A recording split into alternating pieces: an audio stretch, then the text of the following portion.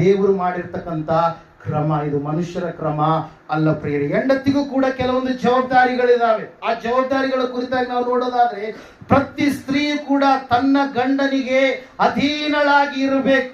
ಎಫೆಸದವರಿಗೆ ಬರೆದ ಪತ್ರಿಕೆ 5ನೇ ಅಧ್ಯಾಯ 27ನೇ ವಚನದಲ್ಲಿ ಪೌಲನು ಹೇಳ್ತಾನೆ, ಸ್ತ್ರೀಯರೇ ನಿಮ್ಮ ಗಂಡಂದಿರಿಗೆ ನೀವೇನಾಗಿರ್ರಿ, ಅಧೀನರಾಗಿ ಇರ್ರಿ ಎಂಬುದಾಗಿ. ತೀತನ ಪತ್ರಿಕೆ 2ನೇ ಅಧ್ಯಾಯ 4ನೇ ವಚನವನ್ನು ನಾವು ನೋಡುವಾಗ, ಅವರು ಹೆಂಡತಿಯ ಜವಾಬ್ದಾರಿ ಗಂಡಂದಿರನ್ನ, ಮಕ್ಕಳನ್ನ ಪ್ರೀತಿಸುವಂತವರು ಆಗಿರಬೇಕು ಎಂಬುದಾಗಿ. Hallelujah, praise Lord. ಮತ್ತೆ ಅಷ್ಟು ಮಾತ್ರವಲ್ಲದೆ, ದೇವರಿಗೆ ಭಯಭಕ್ತಿ ತೋರಿಸುವಂತದ್ದು ಮಾತ್ರವಲ್ಲ, ಹೆಂಡತಿಯು ತನ್ನ ಗಂಡನಿಗೆ ಭಯಪಡುವಂತವಳು, ತನ್ನ ಗಂಡನಿಗೆ ಭಕ್ತಿಯನ್ನು ತೋರಿಸುವಂತವಳು ಕೂಡ ಆಗಿರ್ಬೇಕು. ಎಫೆಸದವರಿಗೆ ಬರೆದ ಪತ್ರಿಕೆ 5ನೇ ಅಧ್ಯಾಯ 33ನೇ ವಚನದಲ್ಲಿ ಅದರ ಕುರಿತಾಗಿ ನಾವು ನೋಡ್ತಾ ಇದ್ದೇವೆ ಪ್ರಿಯರೇ. Hallelujah, praise Lord. ಮತ್ತೆ ತೀತನ ಪತ್ರಿಕೆ 2ನೇ ಅಧ್ಯಾಯ 5ನೇ ವಚನದಲ್ಲಿ ನಾವು ಈ ರೀತಿಯಾಗಿ ನೋಡ್ತೀವಿ, ಆಕೆ ಮನೆಯಲ್ಲಿ ಕೆಲಸ ಮಾಡುವಂತವಳು ಆಕೆ ಕೂಡ ಆಗಿರಬೇಕು. Hallelujah, praise Lord. ಕೆಲಸದ ವಿಷಯವಾಗಿ ಹೆಂಡತಿಯ ಜವಾಬ್ದಾರಿಯನ್ನು ನಾವು ನೋಡ್ತಾ ಇದ್ದೇವೆ.